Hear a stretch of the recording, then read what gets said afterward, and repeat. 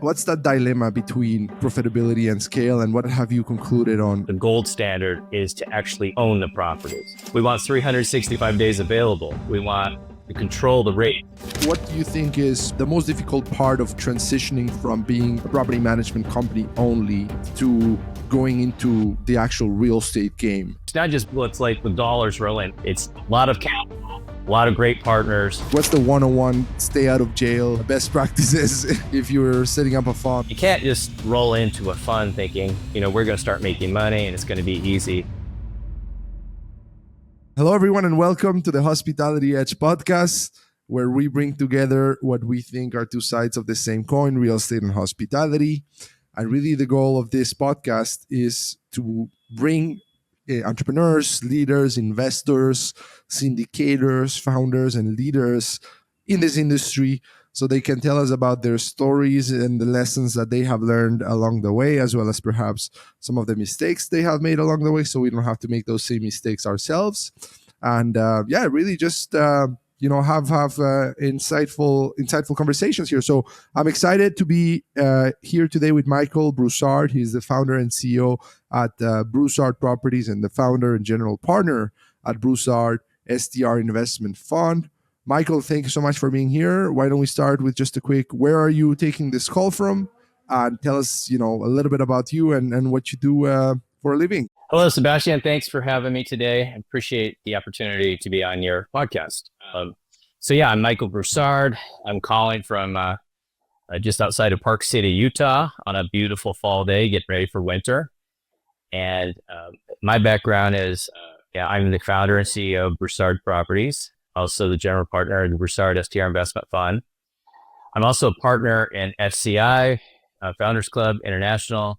We're taking a real estate delegation to Riyadh, Saudi Arabia this year. We're taking a delegation of about 15 business investors, real estate people, family office type people.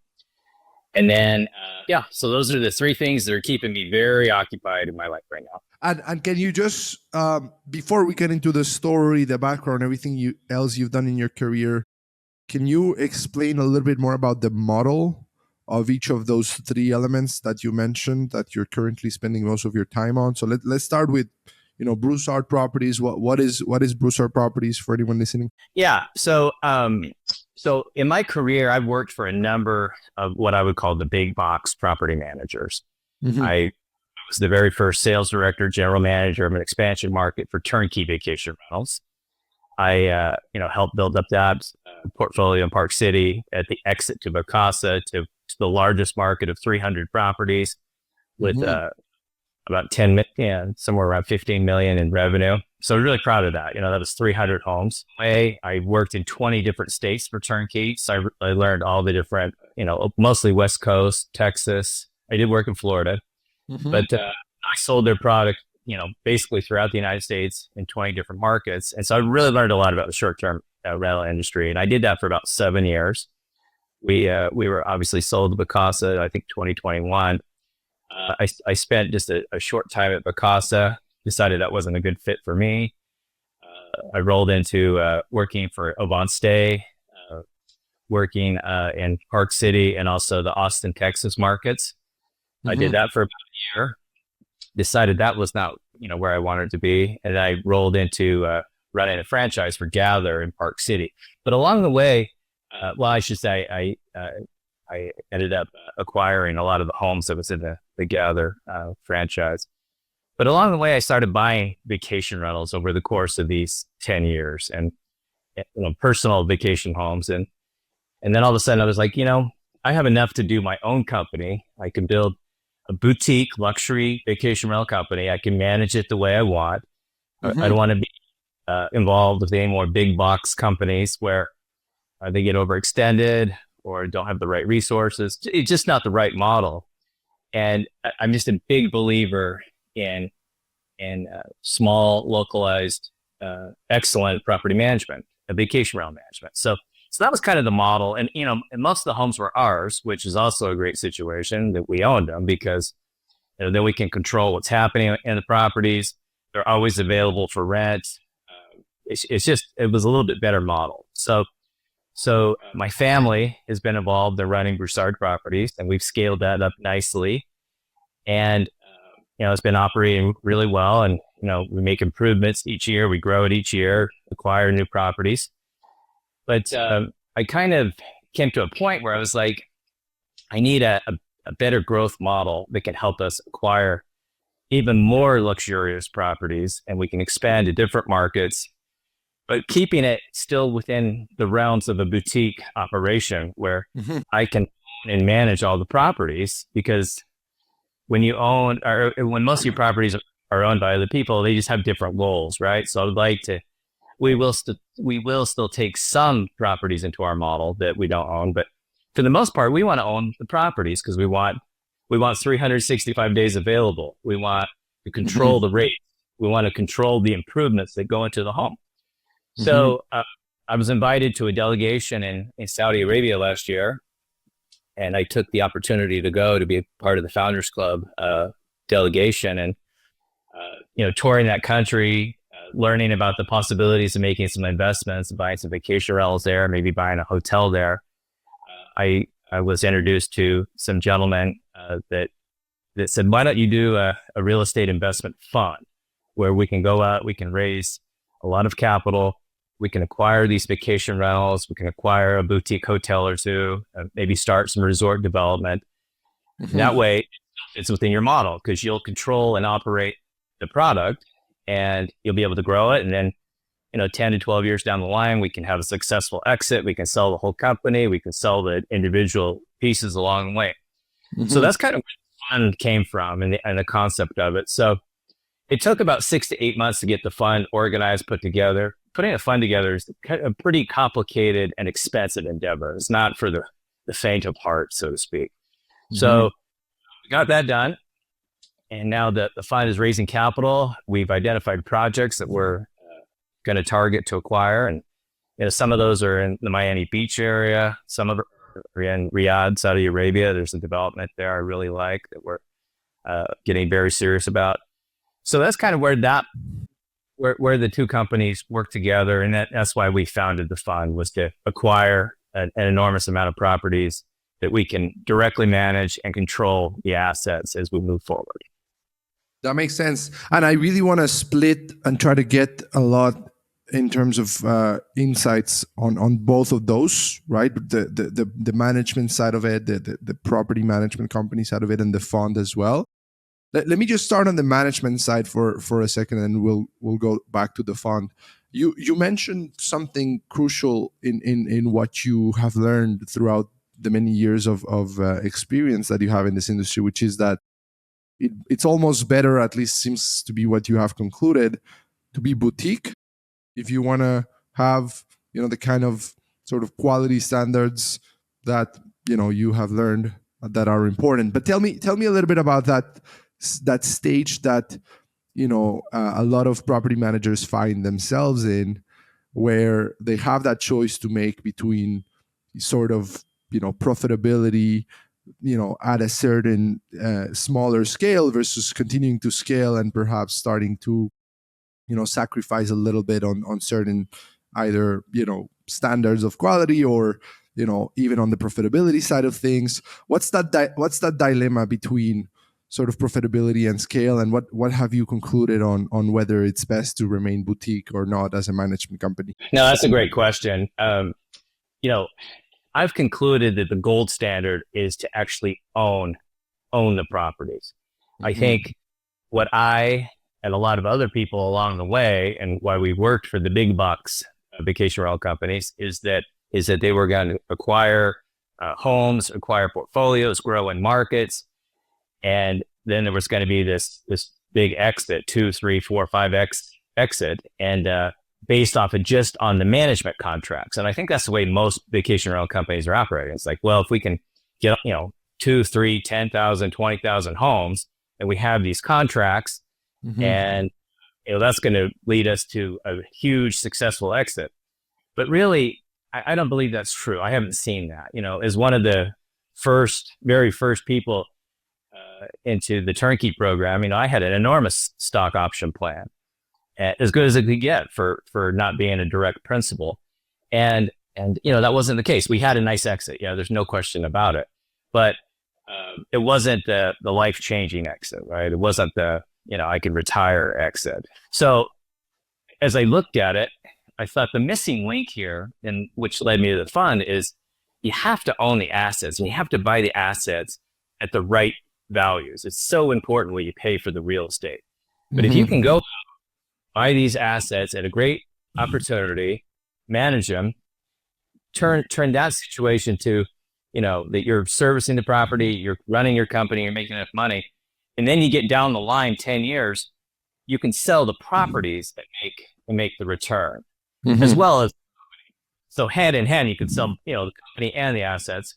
But the standard in my mind is to sell the properties as they appreciate in value. In the New York City market, where I've operated for over 10 years, it was funny. I would see the same houses turn over every 2 to 3 years. 1 year was 300,000. Next year, that same unit was 600,000. Next year was 900,000. 4 or 5 years down, all of a sudden that property is 1.2 million. It's like, I've been acquiring properties, but it's so interesting to see that as a boutique property management company, if we had more of these assets 4 or 5 years ago, they were, they've appreciated $500,000 to $700,000 at least in most cases. And that, I think, is where the opportunity lies for probably 98% of the vacation rental industry, is to own the assets, grow the assets, manage them, as well as you grow your company, and then you sell the company and the assets at the same time. I think that's where people will see the really big return in this industry. That's such an interesting perspective, and one that I agree with a lot. And there's a reason why I always introduce this show as hey, the Hospitality Edge. We are trying to connect two sides of the same coin, real estate and hospitality, because I see them as two sides of the same coin, as part of the same thing. And if you can have them both, then great, right? Now, tell me a little bit more about that process of you realizing that sort of those stock options that you had been given, and that perhaps you had had a lot of expectations about, like, realizing that it didn't end up being as life-changing. Like, where was the disconnect? What was the disconnect between the expectation and the reality? Is it just like the evaluation at which you ended up exiting? And you don't have to talk about the specifics if you can't, but is it really just a matter of like the valuations that would be required for those stock options to actually be valuable are not actually attainable?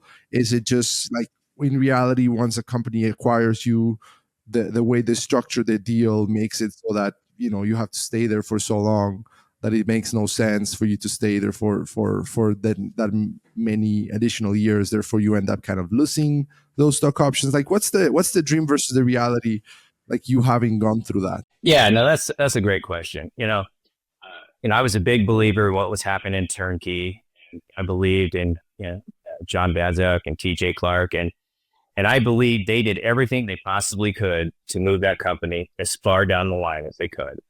The economy, the industry, it just wasn't ready for a major exit at the time. And I've been through this before in my life before, and timing is so much. And founders of companies and investors of companies, they can't control the timing where you get your product to you get your company to a certain point. And so I think they had to make a hard decision to say, we're going to either have to raise a lot more money and give a lot more of the company away, or we take the exit now and roll up to Vacasa and hope that Vacasa can achieve milestones of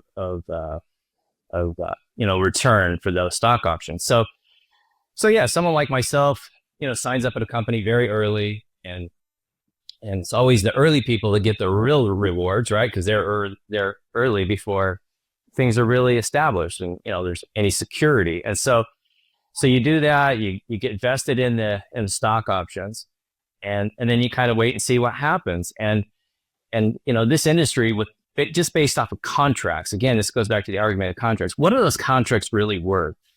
how can you hold the homeowners into the program? And I just don't think Wall Street is rewarding that concept. I don't think they're going to reward that concept. I haven't seen it. So yeah, I think they took the company as far as they could. It was not a sad day, but at the time, I built up this huge portfolio in Park City and brought on this major building called the Lift, and I was crushing it. And TJ told me, you're the highest paid employee of our company because of the option, the money you're making with all these returns. And so, I was making checks of $30,000-$40,000 a month at that time, which was awesome, right? And I'll tell you, Vacasa acquired Turnkey, and Vacasa, they paid me out what I was owed. And I've always felt grateful to them for that. They didn't try to pull a maneuver. They owed me a lot of money for the next 4, 5, 6 months, and I got paid that. And then I ended up leaving the company. Mm-hmm. So I feel like my return was really in what I was getting paid in the last year of me working for Turnkey. And the stock options were nice, but it wasn't a life-changing event. That's interesting. Yeah. And it's always tricky too, like in terms of the transition, right? Like what are they offering? Or are they going to be giving you now stocks on the new entity that you didn't necessarily, it's not where you were one of the first employees. So it's not the same, right? Like believing in a certain company from day one, then you get acquired, and then all of a sudden it's like, oh, well, you can have stock, you can have those stock options or those, stocks or whatever. Like here, you're like, yeah, but that's not what I signed up for. So yeah. It's interesting. Okay. And I really like that you got to that conclusion of like, okay, ownership is where the real value is, where the real value lies here. Now, what's the challenging part, or what do you think is the most difficult part of transitioning from being an operator only, a property management company only, to going into the actual real estate game?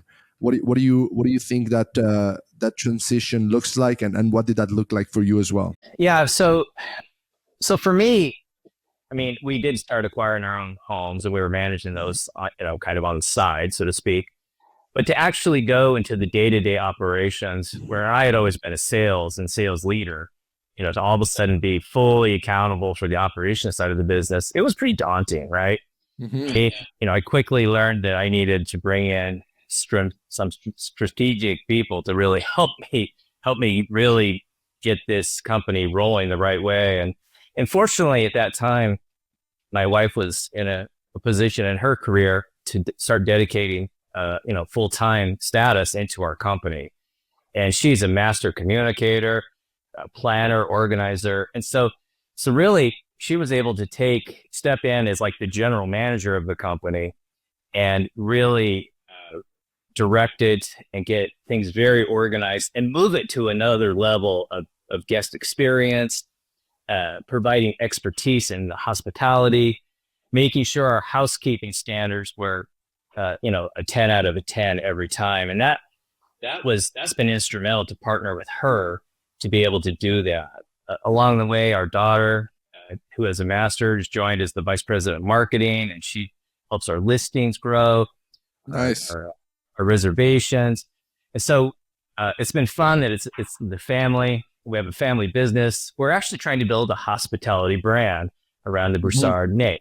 And so that's been really fun. It didn't really start like that, but now that's where we're at. We have property management, we have the fund, and all of a sudden I'm in a position to keep growing this, and it can, with my partners in the fund, but to grow this into a legacy business for my family. And certainly it's not going to be the Hilton or the Marriott of the world, but the Broussard Properties, Broussard Fund can be a boutique standard on its own. It doesn't have to be all things to all people, but it can be something to some people, and it can be a high standard. And we can build a boutique company that is profitable, makes money, provides excellent experiences for its guests, and buys incredible assets that we know are going to grow in value. And so that piece of it, as all of it has kind of come together, has been really exciting. And I wake up every day fired up, and just to go and build the hospitality brand of the name Broussard. And for me, it's turned into a dream, and I've been so excited to do it. That's so nice, especially having it set up as a family business.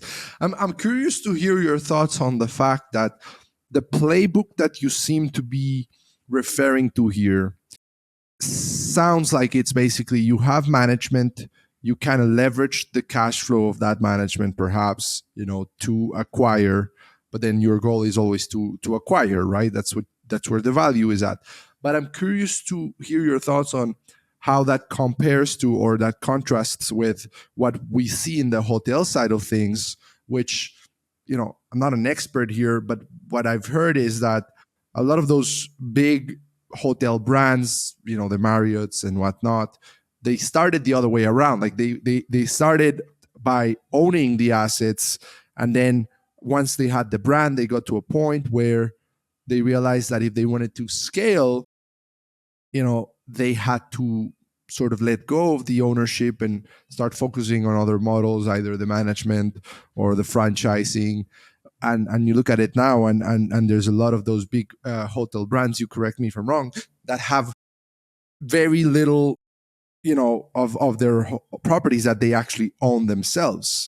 So why do you think that, they're the other way around? Like, why do you think that on the vacation rental side, it seems to be start managing, get the cash flow, and then focus on buying, but then the big hotels have done it the other way around. They've started owning and then realize, oh no, let's rather manage instead. Yeah, you make a valid point. Like, Marriott, 99% of the hotels that Marriott manages, they don't own. It's a franchise model. And so when you look at what I'm trying to do with my family is we're trying to buy vacation rentals in markets that make sense, right? That where they appreciate. Like, we're not out scouring the ground in Park City, Utah, where vacation rentals are an absolute premium right now. They're way overvalued. We're in markets like Augusta, Georgia. We bought a home there last year for $450,000, 4-bedroom, 4-bath, brand new, gorgeous property. That's the kind of home that you can go. You can, you can expect rental income to be $70,000, $80,000. So you bought a good asset at a good value. The cash flow that you're going to generate on the business is going to make you cash flow positive. And so that has to be your model when you do something like this. So you have to be making money. You can't go to a Park City, Utah that has a very small window of time each year to make money, 3 months. And on a property, there's no way you're cash flow positive in that scenario. So you have to be buying assets in the markets the right way. So we're in Augusta, Georgia. We're going to be in Arizona. We're buying properties in the Pacific Northwest. We could buy a beautiful home, ocean view, for $1 million there. Park City, you can't get that same return and you can't get the same kind of revenue. The other thing that makes sense for companies and corporations like what I'm doing is you have a very interesting tax advantages when you're buying these assets, right? You can make that work for you if you know how to do it and you're willing to do it, and you have experts who can help you manage that. So we engage a big tax firm to help us make sure that we're writing down these assets the right way, so that is saving us a lot of money in what we would pay in taxes. I mean, we're writing a big piece of this house off every year, up to the extent that we can, and so that is another way that we're taking advantage of what we can do to make the whole thing fit together well as we acquire these assets and manage it forward. Now, tell me more about the transition of just kind of owning properties of your own to all of a sudden setting up a fund. Did you go straight to the fund model and structure, or did you start with more casual arrangements with friends and family, whatnot, like raising family, but without all the paperwork that the fund implies? Or did you go straight with I'm doing this the right way kind of thing? Yeah, so that's the thing is myself, I can't be all things to all people, and if anything, my wife's pointed out to me that I've stepped away from some of the Broussard properties day to day. I've had to kind of focus on the fund and the environments there. And luckily, I've had some very great partners who who have been with me every step of the way as we built the fund. Because it's a very complicated thing. In fact, as I went through and started the fund and organizing it, there's so much involved with things like that. You have to protect yourself legally. You don't know what could happen across the world. And in our fund, we could take in anybody in the whole world. So it's a very unique fund. And that required, literally hundreds of thousands of dollars in attorney's fees, tax fees to get this together to where we have the perfect instrument to accept foreign investors. We can buy foreign properties, and that it all works out the right way. You can't just roll into a fund thinking, we're going to start making money and it's going to be easy. Then you have to say, well, who is going to raise the capital? I don't have a background of raising capital, right? So I have to have, I have a partner, CFO John Lepruste, who he's been in the capital markets for 25 years. He's got plenty of experience raising capital for all the big houses. He's got the connections. Our other partner, Taha Beman, he's a worldwide connector in the Middle East. We're in Saudi Arabia doing the things we're doing there because of him. And so it's all about having the right team in place, right? It's not just me, hey, it's fun. It's like the dollars roll in. That's not how it worked at all. It's a lot of capital, a lot of great partners. Now we have a great offering as we're scaling this business up. Interesting. Now, in tech, you hear about the fact that you need certain complementary skill sets for, let's say, a tech startup to be successful.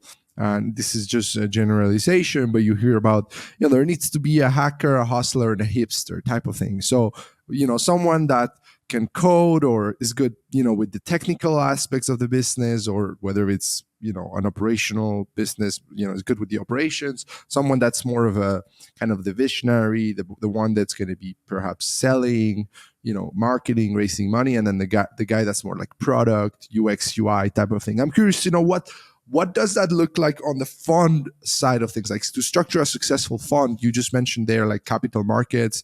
You just mentioned there, like having someone that's a connector. How many GPs are there kind of in your structure, and what do you see as your particular contribution in terms of, those complementary skill sets that need to be in place for a successful fund to be established? Yeah, you've hit it right on the nail. It's a great question. As I moved through this process, 6 to 8 months getting it all organized with the attorneys, I've been on a call with 3, 4 attorneys. You got to have international, domestic, tax. So once we got it all together, my main attorney said, this is probably the most complicated thing you could do. And I thought, well, I didn't set out to do the most complicated thing that I could do. And so, but that's where it went, right? And that's what it had to be what it is that we're doing, right? And so you asked how many GPs? Only myself and my wife are the GP, and there's strategic reasons for that. We're controlling the fund. We will bring in limited partners with our partners. We have some management partners. But you, as a GP of a fund, you have some very strict legal requirements that you'll end up in jail if you don't take those standards and those requirements seriously. And so I take those standards and requirements seriously, and I want to be fully accountable for the limited partners who invest significant resources into our fund. So that's why that is. It's not a trust issue with anything. It's just strictly a management issue in that our family owns this fund, and we want to be fully accountable and transparent in the process. And it's just best that that's how it's been organized as of today. And of course, there must be a lot of details here, but we don't have to go through it all. But just like, if you can save someone $200,000 in attorney fees, maybe not the whole 200, but just part of it. Like, what's the 101 stay out of jail best practices if you were setting up a fund? Like, as far as the main takeaways of things that can really go wrong if not done the right way, and that you're trying to make sure you do the right way on your end. Well, again, the fund model is really, I wouldn't really endorse it for, you have to have a business. You got to have very complementary businesses. That you have to have a very strategic plan to why you would do this and how that all works together. As a GP, you're limited to what you're going to make, right? You get paid an annual fee for managing the fund, and then really it's the upside that you're banking on. You're banking that you're going to buy a property or a development. I mean, there's a development we're looking at for 150 million. We buy that development now, we run it for 10 years, and we sell that development in theory for over $1 billion, because it's the right place, right time. We had a great buy, we grow it up, it starts operating on the right level, and it's at a strategic location. We're in Saudi Arabia is what we're looking at, and all of a sudden it all comes together. But that money's all in the back end, right? It's you've got to have capital to run it through the short front, and so the big play is the back piece. But what do you have to give up to get to the back piece? And are you relevant at the end of the back piece? And so that's the tricky requirements of a fund. It's not just you're going to make a fortune, low cost. There's a lot of different ways that you do that. And in the fund industry, I've recently met with a lot of different experts and they're growing this. No one's been having successful IPOs in the fund market. You haven't seen that happen for years. So there's a lot of funds that aren't making any money. They're limited in, like, if you have a venture fund, only 10% of your money can be spent in venture. 90% has to go into other categories. You've already spent all your venture money. Well, how are you going to capture the latest and greatest, so to speak, to really propel your fund? So most funds are stagnant right now. There's not anybody really making any money. But the way we're targeting, we're aggressively raising capital, and we're really after those projects that can do 4 and 5x return.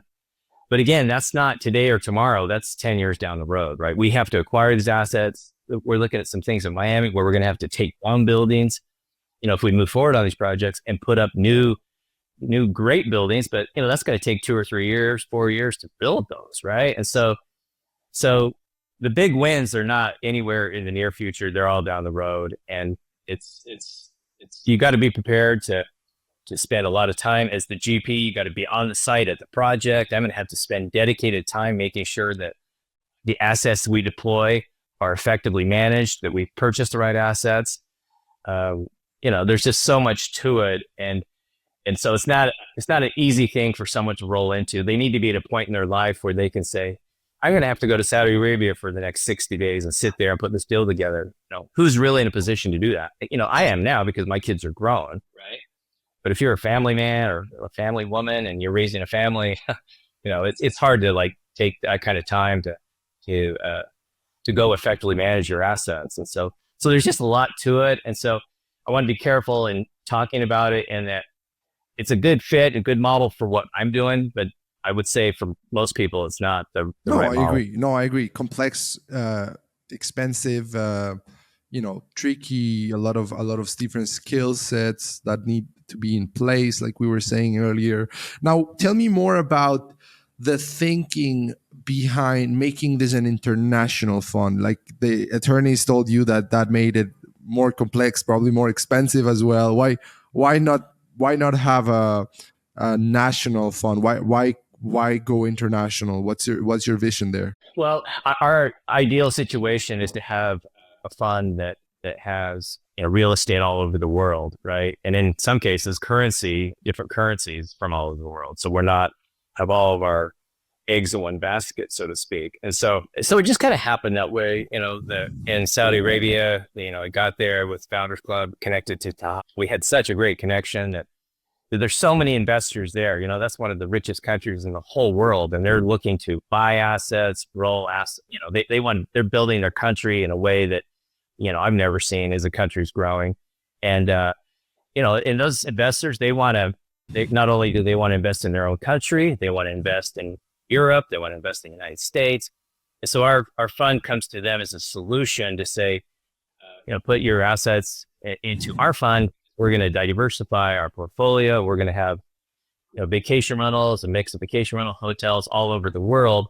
And so it kind of just creates a better balance for investors, and it also gives them the opportunity to own American real estate in the fact that our fund owns American real estate. So there's a lot of requirements legally to be able to invest in the United States for people who are outside of this country, and our fund provides a solution where they can invest in the United States.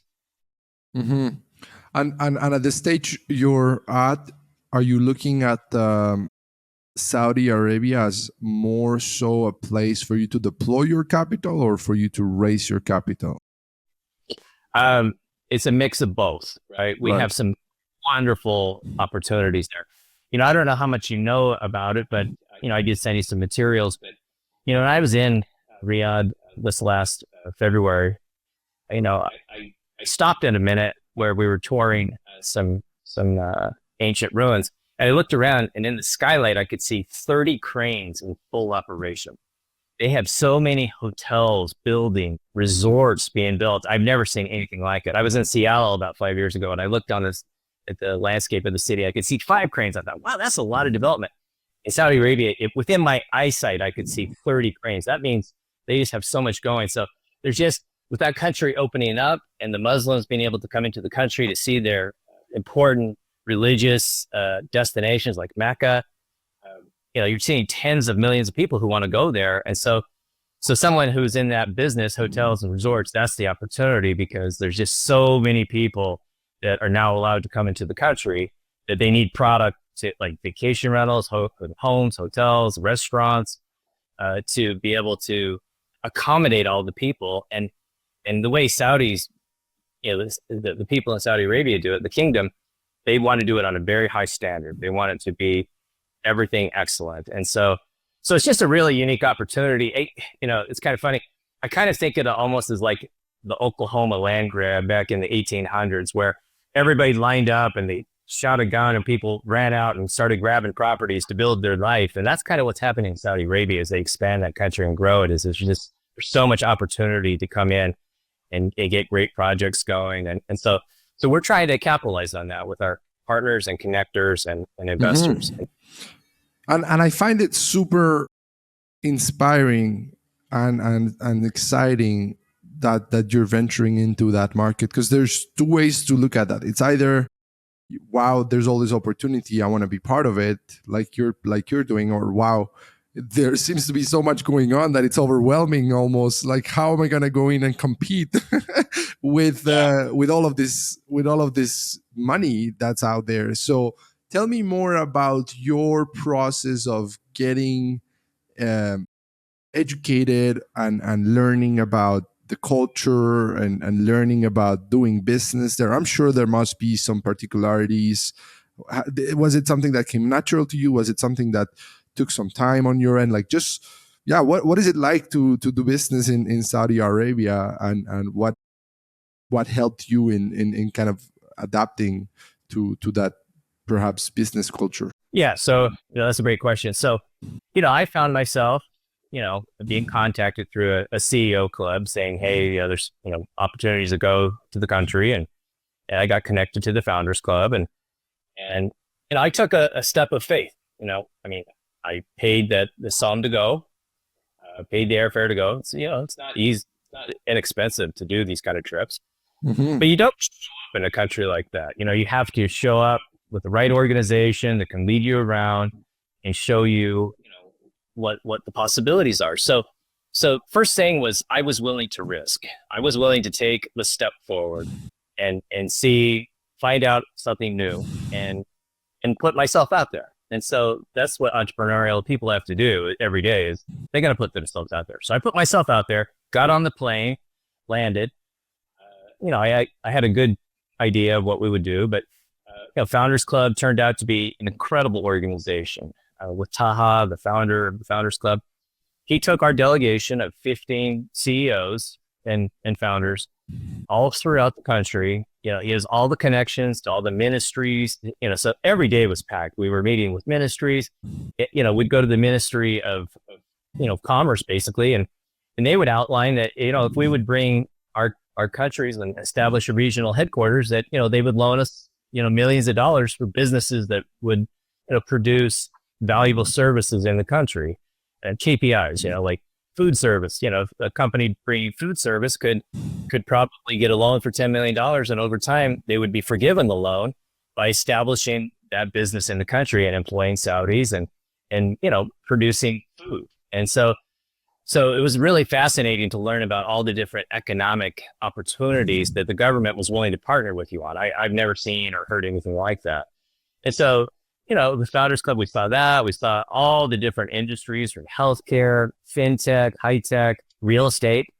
And it kind of dawned on me with all this scale of real estate. So in that country, on the Red Sea especially, all the big hotel companies are there. They've gobbled up major areas for the best and hotels and golf courses in the world, from 5-star Marriott's, Ritz-Carlton, they're already there, right?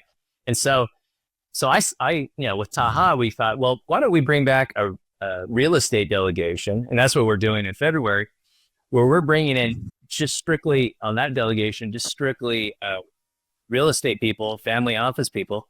And we're going to show them all the different opportunities that exist and how to meet the people and get connected to build these things and start these businesses.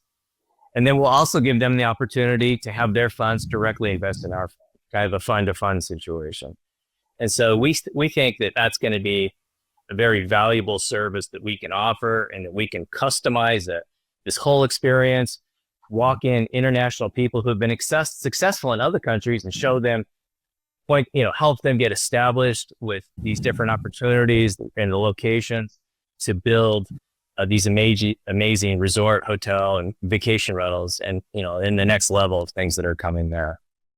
Yeah. So tell us a little bit more about that. I don't know how to refer to it. An event, a summit, it's a delegation. Delegation. Yeah, real estate investor delegation, and I'm leading it with Taha.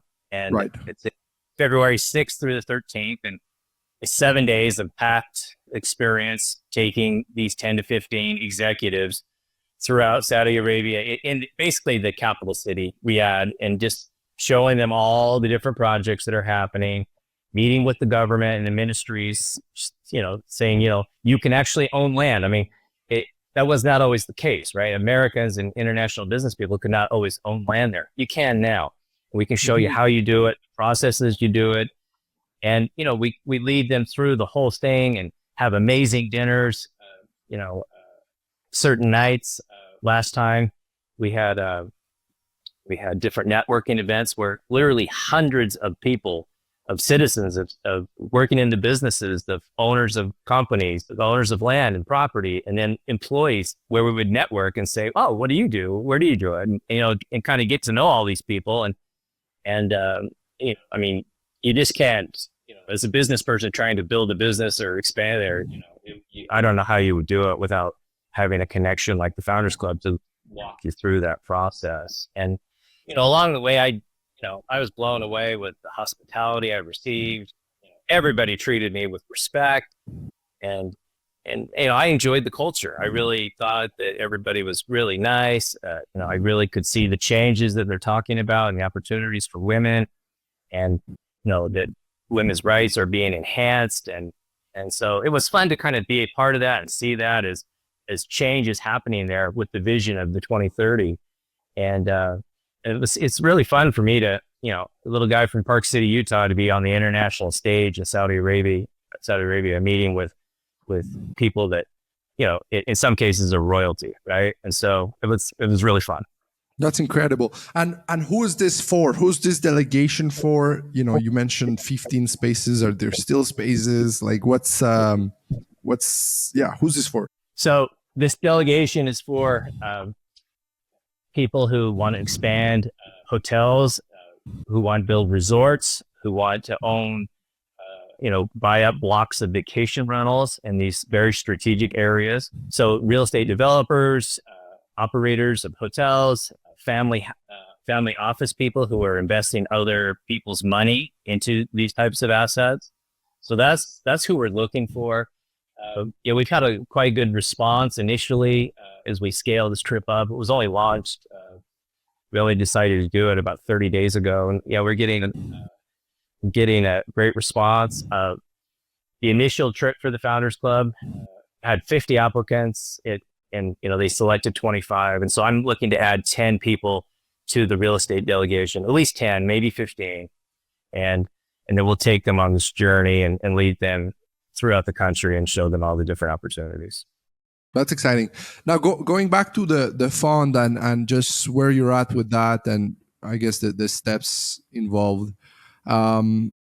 What's going to be the first project? Are you kind of there already as far as having raised the capital that's needed to go through with that first project? And are these all like long-term development projects, or are you also buying some kind of already built assets that are sort of faster for them to sort of get up to speed? Like what's where are you at there with the fund? Have you already kind of like done the first acquisition, or are you in the middle of that? Yeah, so we are in the middle of that. We've got 2 in Miami that we really like, and we also have 1 in Riyadh that I've mentioned. And we're pretty far along with the due diligence in the Miami projects. But I've learned along the way, because I've tried to meet with various people that run funds, and I had the opportunity to meet with one fund owner that is managing $7 billion, and he gave me some very good advice. It's like, you need to make sure that your first acquisition is very strategic, is very well thought out. You have all the resources in place. And so buying an oceanfront building in Miami and tearing it down and replacing it, you're talking about, hundreds of millions of dollars. So we're mid-fund right now as we are capital raising for that. We want to be able to take that down the right way, really establish what we're doing on the level of return that we can do it at. Originally I was thinking vacation rentals would be great, but vacation rentals don't offer a 5x return, right? You can go out, buy the right vacation rental, 10, 12 years down the road, what is that? It's got to be more than 1x, 2x, maybe 3x, best case. But in these hotel situations, you go buy the right property, right development, or you build it, that's where you get the 5x, 6x, and that's where the money wants to be, right? Mm-hmm. So that's the big thing is the vacation rentals on its own. This is not that you wouldn't attract the capital you need. I'm here to tell you that's way too hard of a road. But with a balanced portfolio, assets all over the world, money, some of that money invested in returning the capital if it's not deployed. That's where you have the opportunity to build a successful fund. Is it primarily because the hotel will be valued as a business based on multiples or at least cap rates versus the vacation rental, being valued based on just comparables, or is there more to it? Yeah, you're on the right track there with the cap rates. I mean, basically we can take down, in these projects we're looking at, we can take down an old building and replace it with something that we can sell for $5,000 a square foot in best case scenario, right? And so when you're able to turn out luxury units, like the best units in the industry, highest possible rates of return, now you're on to something. And so that's what I'm carefully analyzing with our first development is planting our flag on something that is like the gold standard, like beachfront, oceanfront, gonna be gorgeous, everything's gonna flow. It's got to be entitled for the project. Here's your exit. We're gonna hold on to the units. We're gonna manage the units, kind of like I want to keep the Broussard Properties managing all these units. So if we build 40 units oceanfront that are have a great return, $5,000 a square foot return, we want to be managing those units. And so we want to put our brand there. We want to manage those units. We'll sell most of them off, or the fund will keep them. We're kind of trying to figure that out. What's the best case? We sell them now, or do we sell them when they're completed, or we sell them 10 years down the road at the exit, right? Mm-hmm. And so those are kind of the things I'm looking at very carefully with our fund and our advisors is we want to we have the opportunity to not jump, just to do something. We're going to do something that is the right project for us, where we have the right opportunity to be really successful in our initial ramp up with the projects. Yeah, and what's different in terms of the due diligence of deciding to acquire or not acquire a project when you have that fiduciary responsibility of investors behind you, and especially, it's the first acquisition, so it has to be strategic. What have you learned around like the level of granularity with which you have to approach that due diligence phase, given how important, especially this first one is, that are things that perhaps we wouldn't think of doing or going to that extent if it's just like a normal tiny real estate project that you're buying on your own. Yeah. So some of the things I've been learning is, you need to make sure that, what you are buying can actually do what you hope it can do, right? Is it fully entitled? What's your roadmap forward? Are you acquiring the whole block? Are you, what are you acquiring? Is there anything that's going to hold you up as you get entitled? And so you got to look at that carefully. You got to look at, what's happening in the district around the property. Is it being revitalized? What are you buying? Are you buying an area that is fading? Like some parts of California, like in San Francisco, some of those areas are very hard pressed with a lot of social issues. I don't want to buy a project that in an area where and put all this money into a development that's not on the right track with and balance of what's going on in the community with social issues or economic issues for people. I want to make sure that we're buying a property that someone's going to say, okay, that's in the right area. There's a lot of great things for accommodating people in need, and if we're going to put that kind of structure there, that somebody's willing to pay that amount of money for it, right? I don't want people to feel like that the state that we're operating in and investing in isn't taking care of important things, or it doesn't have the resources to take care of the important things for the community. And so there's a lot of things you're looking at, right? And you got to have a retail component to it, and and I want to make sure that we can put our Broussard Properties name on it. I don't want to slap Four Seasons on it. I want to slap Broussard Properties on it. And so, sure, it's the right project. We have the right partners. And then you get to the point where you're going to build it. It's like, who has the experience to build that, right? I have not built a hotel, but we can partner with the right developer who has the experience, believes in the project, knows how to scale it the right way. And so you're doing due diligence on your builder and development partner to make sure that they can turn out the product that you were looking to turn out. And so the partners and I have looked at that very closely, just to make sure that we, if we move forward, that we have the right pieces in place to rebuild this hotel that we're going to tear down, or this area that we're going to tear down within 2-3 years and get it operational. That's super interesting.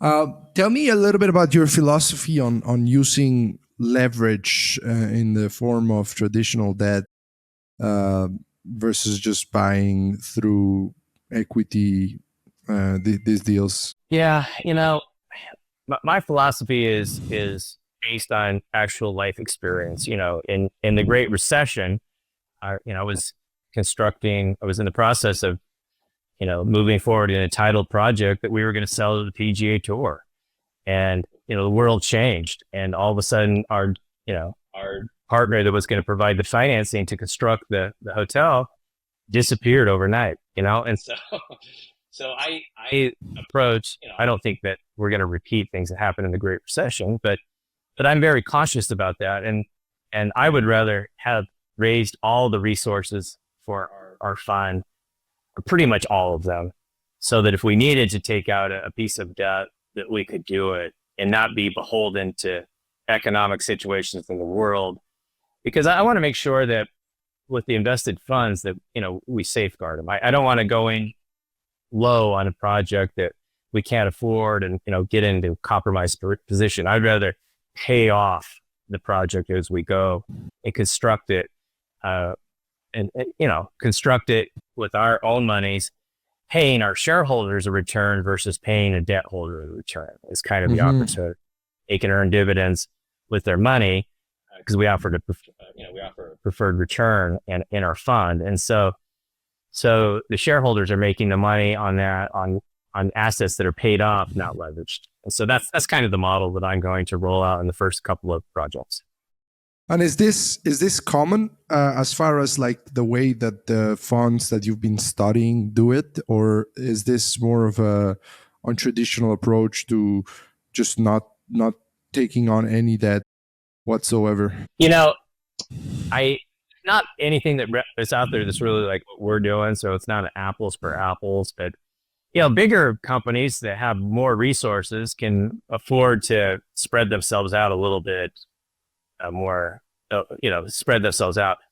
I don't want to be in the spot as we roll out this first fund and not be in a situation that where we're losing money or compromised or delays or the financing falls through because of something that happens in the world or something like that. I would rather raise the capital with our shareholders, with our limited partners, so we come into a very strong position and pay these things off as we go, and again pay our shareholders the return versus paying a debt holder return.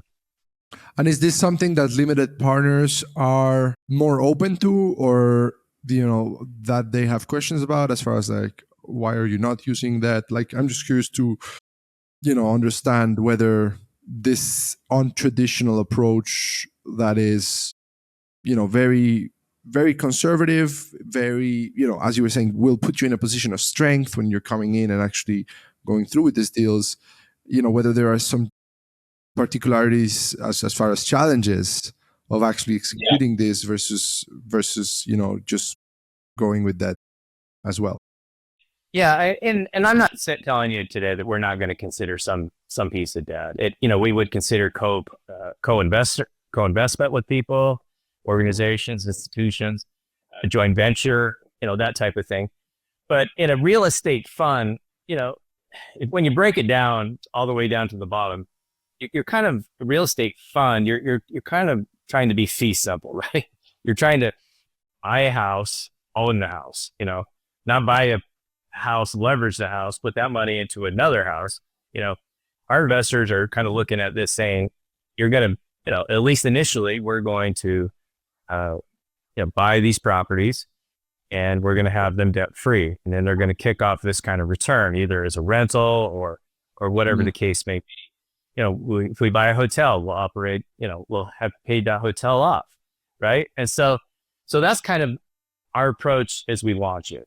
We have the opportunity to expand our approach. But the baseline for me is to be a little bit conservative in that this fund let's buy some great assets, let's have them fully capitalized so that we can make the improvements necessary. The return might be a little bit less on the front end, but on the long term, we're going to, because of who we are as a partnership, we're going to identify and bring forward amazing opportunities, pay for them, we'll run them efficiently, and we'll sell them for a premium. It's kind of the goal. And I don't leverage myself too much into a situation where we're stressed because we've overextended and we don't have the capital in place to do the things we said we would do. Yeah, that makes a lot of sense.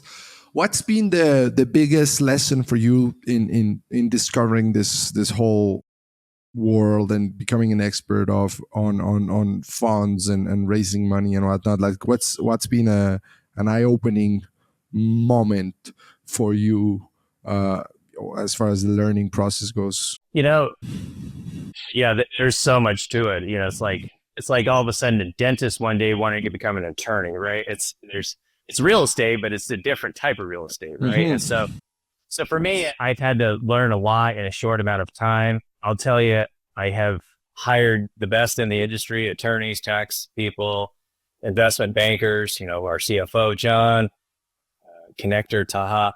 I've got the best people around me, and that I think has been something that is making us be successful. So we've got the right partnership. We have the right people building our companies. I'll tell you, the biggest eye opener for me though has been, is I've had the opportunity to meet other people who run funds and GPs, and everybody's been so welcoming. Everybody's been willing to share stories, give advice.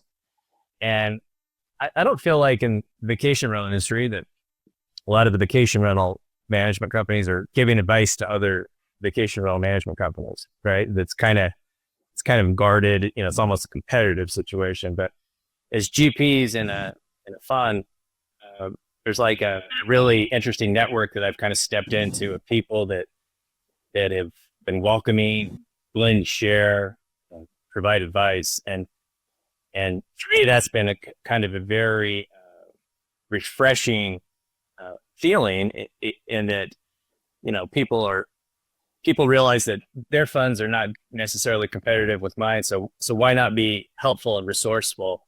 And in turn, that's what I'm trying to do to others as well. And, and I would be willing to do to others who are considering it. So that's been. Yeah, no, that's interesting. And Michael, just to kind of wrap it up, final thoughts on where you see the vacation rental industry, moving forward, as well as your company. Like, what's the vision? What do you see ahead when you look at the future? Whether we're talking 3-5 years down the line, what do you see? Again, at an industry level, and what do you see at a company level in terms of where you would like to be? Yeah. So, great question. So before I say that, I wanted to take just a brief opportunity to kind of announce our initiative that I sent you some information on. Broussard Properties is now supporting the communities in which we operate, in the Mill Creek, Utah area where we are based. We are now partnering it with Mill Creek Magazine, where we are going to donate a free stay to a family in need every quarter. We're going to provide the accommodation for the family, allow the family to go use one of our rentals at our expense. And we want to do that because we want to give back to the community. And I'm so excited about that.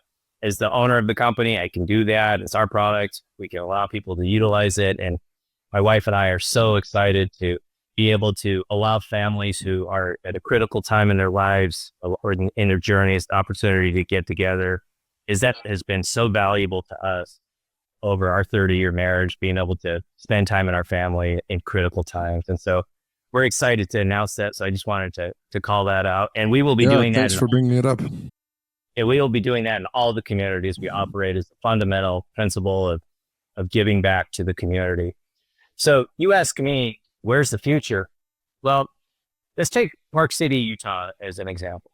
So Park City has a lot of great vacation rental companies, operators coming up, and they have a lot of people who are, managing small portfolios, even all the way down to people who have managing one property on Airbnb. And so you see the industry growing, there's more and more need of accommodation, but all of a sudden you're seeing expansion in some areas like the East Village of Deer Valley, where you're seeing around the lake there, where we've operated for 17 years, you're seeing 20, 30, 40,000 more homes coming on board.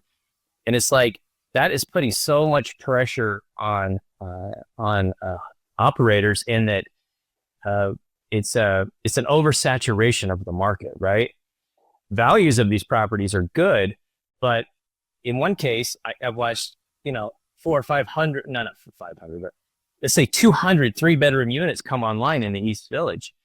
There's a lot of oversaturation of the product. And, you can't put that many more skiers on the hill, right? So it's like, okay, so you're in this Park City market where you're adding tens of thousands of inventory to the mix. So that's putting downward pressure on the operators in that they're not getting the rentals, they're not getting the rates, and that's going to continue.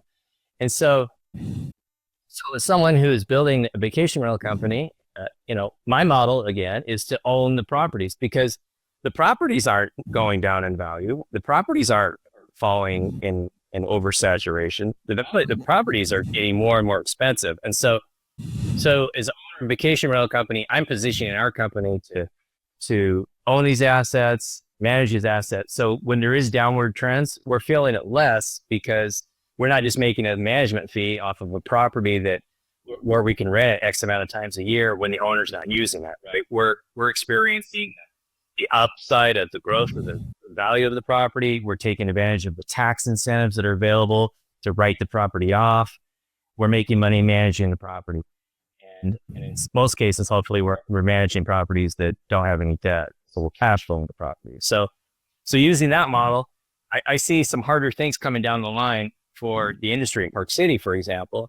And there's regulations that are wiping out certain areas, but that's always just kind of that's going to be something that happens. And so if a company like mine owns properties in an area where the city decides, well, you can't do that anymore, then we'll turn the assets into long-term rentals or, something like that, or sell them and move to an area that embraces short-term rental. So regulation is a big piece of it, and just the model of what you're doing, I think is key.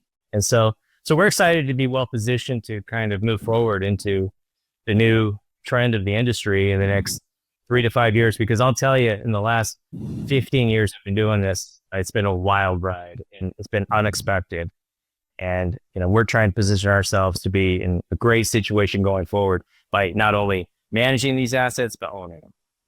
No, that's huge and that's powerful, and I think it's definitely something for operators to think about, as far as what's the real asset that you're building. And some will argue that if they try to own, they're getting into a new business.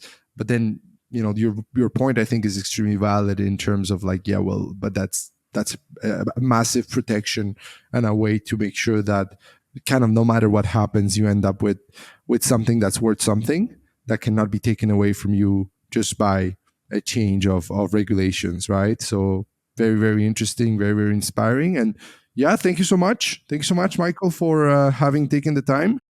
It's been a pleasure, and look forward to seeing more, and hopefully having a version 2 of this couple of months or years down the line, to see where you're at with the fund. Well, I appreciate the opportunity to be here today, and I really enjoyed watching your other podcasts, and really appreciate the good work that you're doing in the industry to kind of grow education and allow people like myself to learn more from other people who have taken steps forward in this industry. So thank you very much. No, thank you. This has been great. Okay. Have a good day. Awesome. Have a good one as well.